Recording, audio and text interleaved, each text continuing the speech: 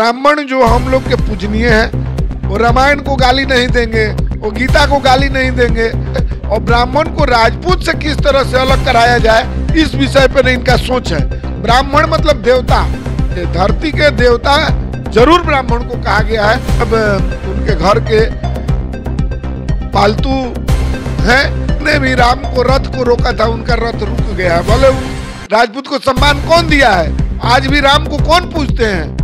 राम को आप क्षत्रिय मानते हैं तो राम को पूजने वाले सबसे ज्यादा देश में ब्राह्मण हैं। तो राजपूत में वैसा कुकर्मी नहीं थे, वैसा साजिश करता नहीं थे, वैसा दोगला नहीं थे।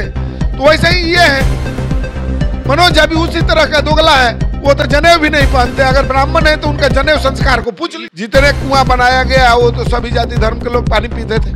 तो आज भी स्वर्ण समाज के ठाकुर हो, भूमिहार हो, वो जाकर जरूर मदद के लिए उनके पास पहुंचते हैं।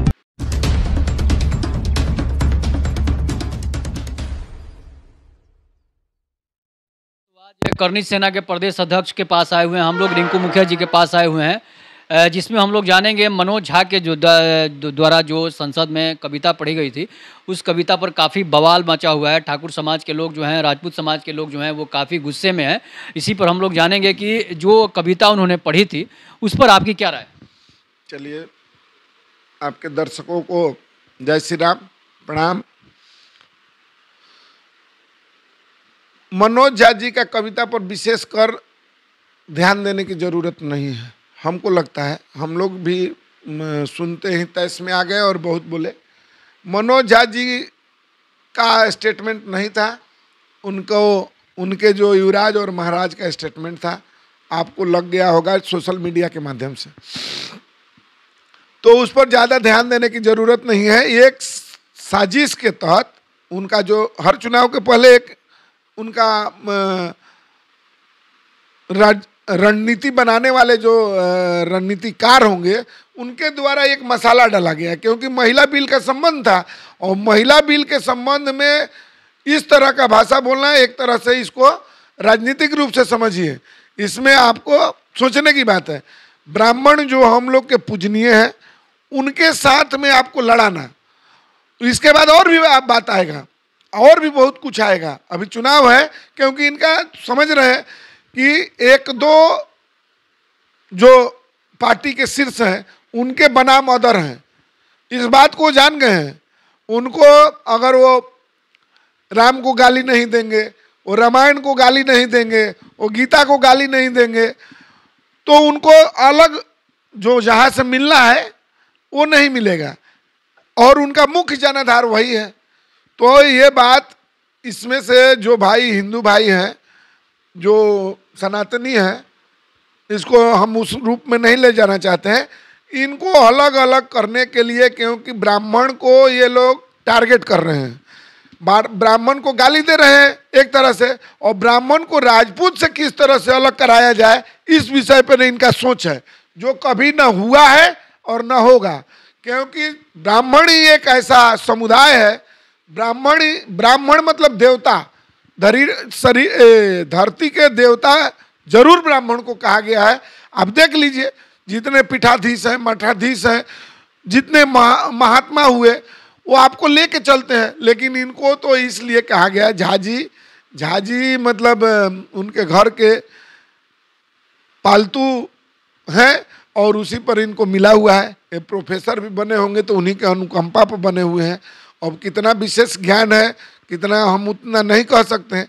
ज्ञान होना ये नहीं है कि अपने को गाली देना, ज्ञान होना ये नहीं कि अपने समाज को अहित करना, ज्ञान होना ये नहीं कि अपने समाज को दूसरे समाज से लड़ाना, ये ज्ञान का मतलब नहीं है। और एक आदमी को खुश करने के लिए इस तरह का भाषा उनको नहीं बोलना चाहिए, और इस पे हम लोग शुरू से ही घोर निंदा करते हैं। और उसी के दबाने के लिए ही जातिगत जनगणना को जल्दबाजी में लाया गया है कि इधर से उधर मुंह फेरा जाए, नहीं तो उससे बहुत नुकसान हो रहा है। और ये तो जरूर रामायण को जिसने छेड़ा उनका नाश हुआ है, जिसने छेड़ा नाश हुआ है। इधर का ही देख लीजिए, सतयुग, त्रेता और द्वापर का बात मत कीजिए। जो उनके अध्यक्ष हैं, जो महाराज हैं, उन्होंने भी राम को रथ को रोका था, उनका रथ रुक गया। भले उनको सब कुछ मिल गया, बहुत अरबपति हो गए, खरबपति हो गए, उनके पास धन अथाह हो गया। अथाह धन के मालिक अभी बिहार में कौन है? उनके महाराज हैं। अगर आज के डेट में सबसे बड़ा महाराज कौन है? उनके अध्यक्ष हैं, उनके महाराज हैं, उनके युवराज हैं, जो बोलते हैं कि 14 साल में मेरे पास हमको दिखाया जाता है। अरे भाई 14 साल में आप खरबपति से भी ऊपर हो गए। कहाँ से आया ये संपत्ति? तो ये वो अपने कुकर्मों को, अपने द्वारा किए गए कर्मों को छिपाने के लिए इस तरह का भाषा बुलवाया गया है। और ब्राह्मण समाज से, जो हम लोग के लिए देवता के तुल्य है, हम लोग के लिए, अरे राजपूत को कौन मान दिया है? राजपूत को सम्मान कौन दिया है? आज भी राम को कौन पूजते हैं? राम को आप क्षत्रिय मानते हैं तो राम को पूजने वाले सबसे ज्यादा देश में ब्राह्मण हैं, जो हमको वो सम्मान दिए हैं। वो हमारे कैसे अहित कर सकते हैं? अहित की बात सोच ही नहीं सकते हैं। जब जब उनका साथ मिला है और तभी जाके हम लोग विजय की प्राप्ति किए हैं। तो इसलिए ब्राह्मण हमारे देवता तुल्य है, देवता है, और इस धरती के भी देवता है, सबको मानना चाहिए। तो फिर मनोज झा का पुतला भी कहीं कहीं जलाया जाता है। अरे मनोज झा, मान लीजिए अपवाद नहीं होगा। अब पृथ्वीराज चौहान के समय राजपूत उनका विरोधी नहीं थे। राजपूत अहित किए कि नहीं, तब न पृथ्वीराज चौहान को मोहम्मद गौरी जैसा आक्रांता यहाँ पर आ गया। तो राजपूत में वैसा कुकर्मी नहीं थे, वैसा साजिश करता नहीं थे, वैसा दोगला नहीं थे। तो वैसे ही ये है, मनोज झा भी उसी तरह का दोगला है। वो तो जनेऊ भी नहीं पहनते। अगर ब्राह्मण है तो उनका जनेऊ संस्कार को पूछ लीजिए। ईडब्ल्यूएस आरक्षण का विरोध भी किए थे, जो सवर्णों को मिलने वाला ईडब्ल्यूएस था, उसका भी इन्होंने विरोध। ब्राह्मण है तो उनका जनेऊ दिखा दीजिए। आप लोग जाइए, प्रेस वाले, मीडिया वाले, उनसे पूछिए। जनेऊ संस्कार होता है, वो नहीं है। जगोपवीत के माध्यम से हम लोग आज भी इस बंधन से क्यों बनते हैं? ब्राह्मण को पूजनीय देवता तुल्य मानते हैं। आज भी ब्रह्मा का स्वरूप है, उन्हीं के द्वारा जनेऊ को हम पहनते हैं और उन्हीं के बंधन में बंधे हुए हैं। तो जब तक ये शरीर पर ये धारण रहेगा तो ब्राह्मण हमारे लिए पूजनीय है, पूजनीय है, पूजनीय है। तो जैसे ये लोग तो जनेऊ तोड़ने वाले लोग भी थे। अरे भाई जनेऊ तोड़ने वाले तो तोड़ते रहेगा, आज तक तो सनातन को खत्म करने वाला चलते रहेगा। राजपूत का विरोध आज से हो रहा है, आज से विरोध हो रहा है। क्षत्रिय 692 के बाद में आज तक लड़ते आया, लेकिन लड़ते लड़ते फिर भी बचा हुआ है और ये बचा ही रहेगा। जितना भी कम संख्या दिखाए तो पर भी ये बचा ही रहेगा और अस्तित्व इसका रहेगा। इसके नाम ये बनना सब चाहते हैं, बनना सब चाहते हैं, लेकिन इसको नीचा भी दिखाने के लिए राजनीतिक रूप से, क्योंकि ये तो लोकतांत्रिक व्यवस्था हो गई है, तो लोकतांत्रिक व्यवस्था में इसको नीचा दिखाने का एक मुख्य कारण है कि हम लोग संगठित नहीं हैं। इतना भी बात पर तो राजपूत, भूमियार, लाला, राजपूत, ब्राह्मण, शेख, सैयद, पठान, खान सबको एक होना चाहिए। जाट, जाट में सिख जट है, जैन है, ईसाई है, सभी है, वैश्य समाज है, वो भी हमारे अंग है। तो ये अलग अलग इसलिए दिखाया जाता है और अलग अलग उस्काया इसलिए जाता है कि आप बटे रहिए। आपका मन में डाला जाता है, ये बात तो डाला गया है कि आप अलग रहिए, आप एक नहीं होइए। आपसे आप ऊंचे हैं, नीचे हैं, उधर हैं, उधर। अरे हमको नीचा दिखाइए ना और आप ऊपर हो जाइए। 14% आप हैं तो आप आगे रहिए। आपको क्या बेनिफिट की जरूरत है? क्यों लड़ रहे हैं भाई? 30 वर्ष में आपने उत्थान हुआ कि नहीं हुआ? आपने नहीं हुआ तो क्यों नहीं हुआ? आपने क्यों नहीं किया? वो आपने 30 वर्ष आपको मिला, 30 वर्षों में अपने समाज को आप क्या किए? और नहीं किए तो क्यों नहीं किए? ये तो दोष आप ही के ऊपर है। तो उसमें स्वर्ण समाज कहाँ से दोषी है? न उसमें राजपूत, भूमिहार, ब्राह्मण, लाला, शेख, सैयद, पठान, खान, जट, सिख, ईसाई, वैश्य समाज कहाँ दोषी हैं? वो तो आप खुद सत्ता के मालिक थे, आप राजा थे, आपने नहीं किया। तो आप देखिए कि क्यों नहीं किए? क्योंकि अपने परिवार को आगे ले जाना था। आपको रंक से राजा बने और नीचे से लेकर ऊपर तक अपने आकाश तक सीढ़ी बना दिया। जो एक 14 साल के लड़का को भी आपने अरबपति खरबपति बना दिया।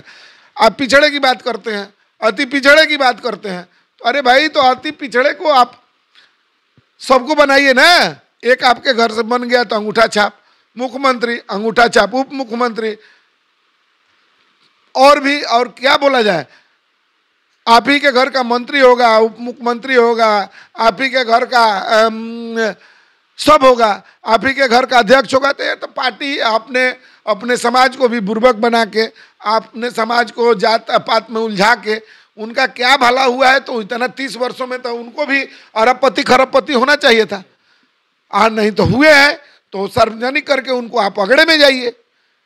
अरे जिसको रसातल में ले गए 30 सालों में, स्वर्ण समाज को आपने दबाने का काम किया, नरसंहार के माध्यम से मारने का काम किया, बेरोजगारी के तरह से मारने का काम किया, हर तरह से हम लोगों को प्रताड़ित करने का आपने काम किया।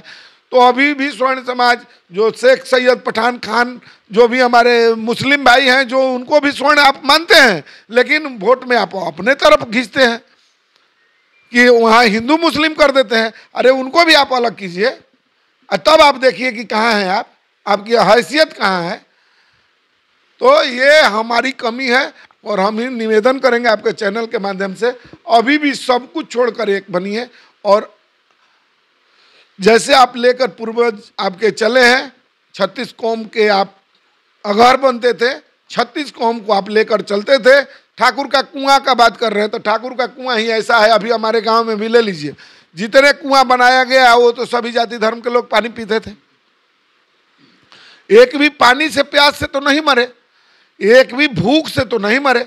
अगर आज भी गांव में सुन लिया जाता है कि इसके घर में राशन की अभाव है, सरकारी व्यवस्था नहीं पहुंची है, उसके घर में शादी से वंचित है, शादी नहीं हो पा रहा है, तो आज भी स्वर्ण समाज के ठाकुर हो, भूमिहार हो, वो जाकर जरूर मदद के लिए उनके पास पहुंचते हैं।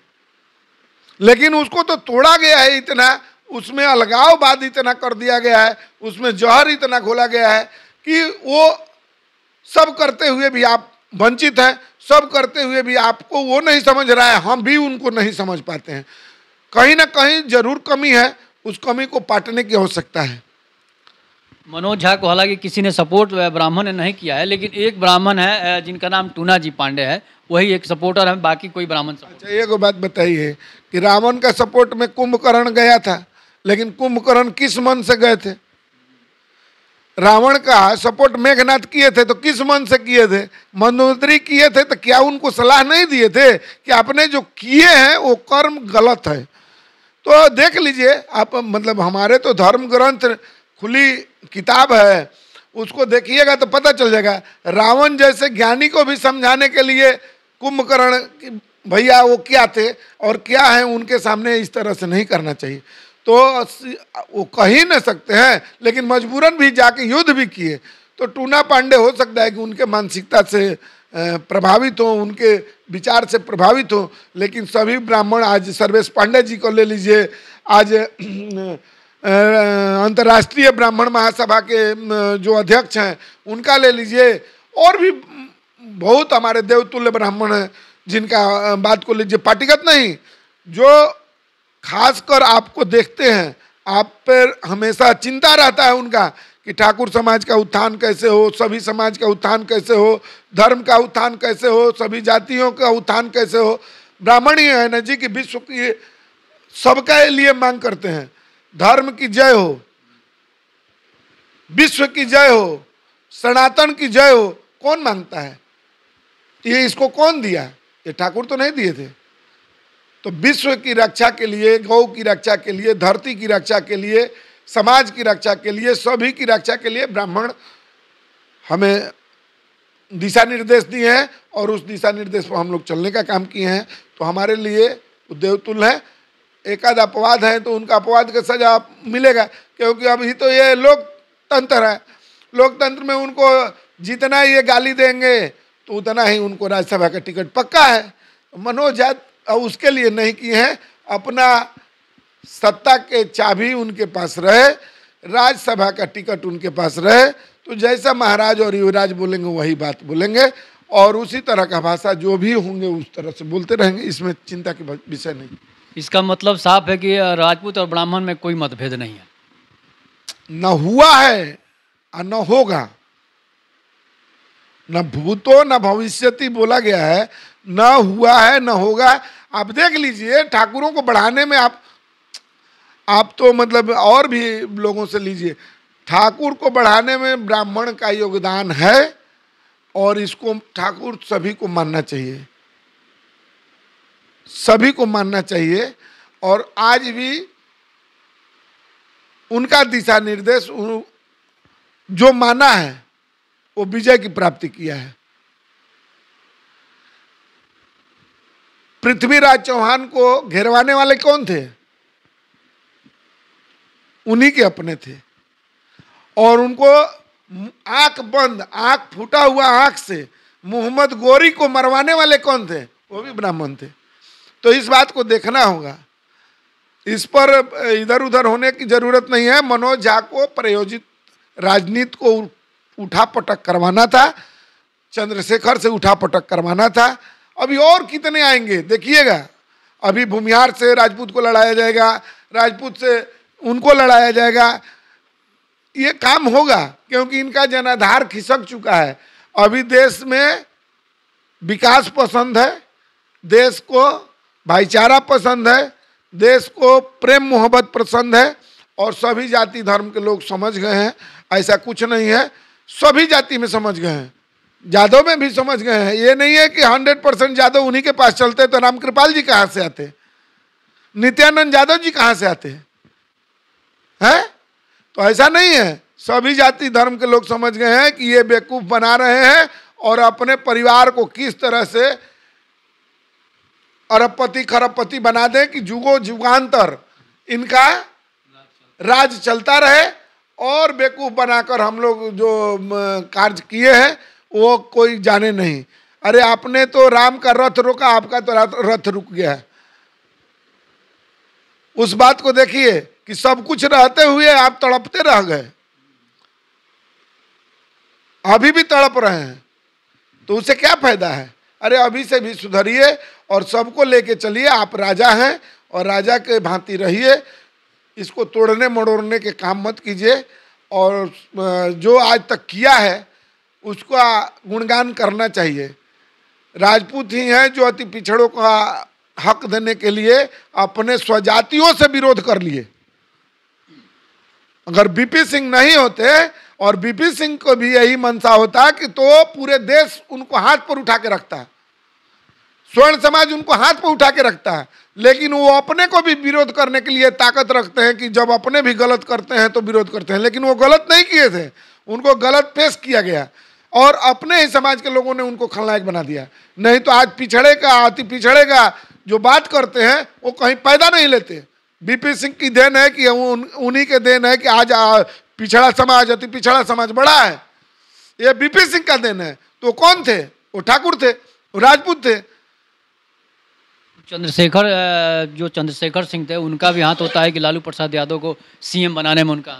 अरे सभी का देखिए, एक दिन का रिपोर्ट जो हमारे वो क्या नाम है सांसद महोदय हैं जो अभी नहीं है, अभी अपने पुत्र को खड़ा किए हैं, उन्होंने बोला था पिछड़ा अति पिछड़ा को दलित समाज को बढ़ाने में ब्राह्मण क्षत्रिय भूमिहार सबका योगदान है।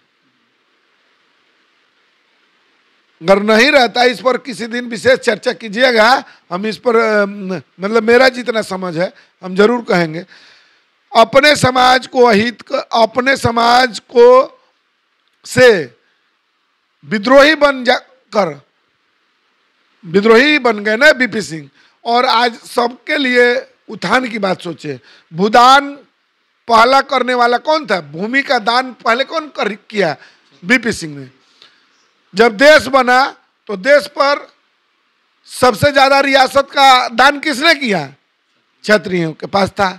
तो उन्होंने अपना पूरे रियासत को लड़ते लड़ते भी जो बचाए थे उसको भी भारत को एक करने के लिए 565 रियासत को दान किया और तब जाके भारत बना है।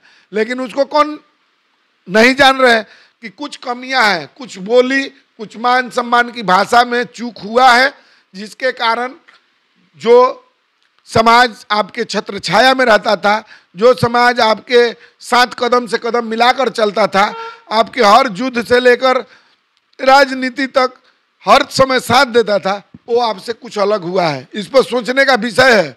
केवल हमारे जो आगे के नेता हैं उस विषय पर सोचें कि जरूर कुछ ना कुछ चूक हुआ है, और नहीं तो बीपी सिंह का ही देन है कि आज पिछड़ा अति पिछड़ा समाज आगे 30 वर्षों में बढ़ा है। ये लालू जी का देन नहीं है, ये मुलायम सिंह यादव जी का देन नहीं है, शरद यादव जी का देन नहीं है, ये बीपी सिंह का देन है। और बीपी सिंह ने ही पिछड़े के बात को सोचे और उनको बढ़ाने के लिए अपना समाज को भी ताक पर रख दिए कि नहीं, उनको भी बढ़ना चाहिए, उनको भी देश के हर चीज में हकदारी मिलना चाहिए। तो ये तो बीपी सिंह का देन है, इनका क्या देन है? ये तो राजनीतिक रोटी से कर रहे हैं, इनके देन से अति पिछड़ा समाज बढ़ा है। ये केवल बीपी सिंह के देन से बढ़ा है। तो आज आपने जाना मनोज झा के बारे में, जो उन्होंने बयान दिया था, उन्होंने कविता पढ़ी थी, उसके बारे में करनी सेना के प्रदेश अध्यक्ष रिंकू मुखिया जी से। तब तक के लिए नमस्कार। आप अपनी प्रतिक्रिया जरूर दीजिएगा। धन्यवाद।